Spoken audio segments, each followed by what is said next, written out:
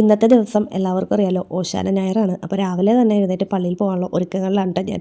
അപ്പോൾ ഇച്ചായി എഴുന്നേറ്റിട്ടില്ല, ഞാൻ ചായയൊക്കെ ഇട്ടു. അത് കഴിഞ്ഞ് ഞാൻ ചായ കുടിച്ചിരുന്നപ്പോഴത്തേക്കും ഇച്ചായി പതിയെ പതിയെ പുറകെ നിന്ന് വന്നിട്ടുണ്ടായിരുന്നു കേട്ടോ. ആൾ ഉറക്കത്തിൽ നിന്ന് വന്ന സ്റ്റൈലാണ് ആ കാണുന്നത്.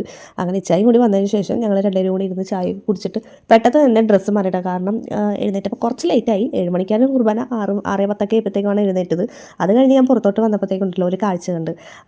നല്ല ഭംഗിയിൽ സൂര്യൻ ഇങ്ങനെ ഉദിച്ച് നിൽക്കുന്നത്. എൻ്റെ ഫോണിൽ എടുത്തുകൊണ്ട് അത്രയ്ക്ക് ഭംഗിയില്ല, പക്ഷേ നേരിട്ട് കാണാൻ നല്ല ഭംഗിയായിരുന്നു. അങ്ങനെ ഞങ്ങൾ നേരെ പള്ളിയിലോട്ട് പോയി. ഇവിടെയാണ് ഞങ്ങൾ പള്ളിയിൽ വന്നത്. തൊട്ടടുത്ത് നമുക്ക് പള്ളി ഉണ്ടെങ്കിലും അവിടുത്തെ കുർബാന ഇച്ചായിക്ക് ഇച്ചിരി വശക്കുറവുണ്ട്.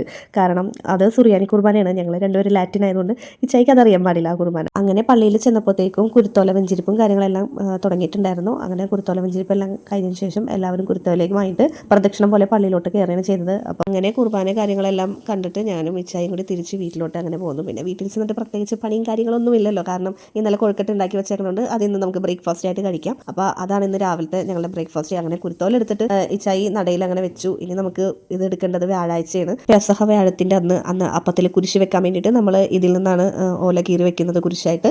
ഓശാന ഞായറിലെ വിശേഷം ഇത്രയേ ഉള്ളൂ. അപ്പോൾ അടുത്ത വീഡിയോ ആയിട്ട് കാണാം. ബൈ.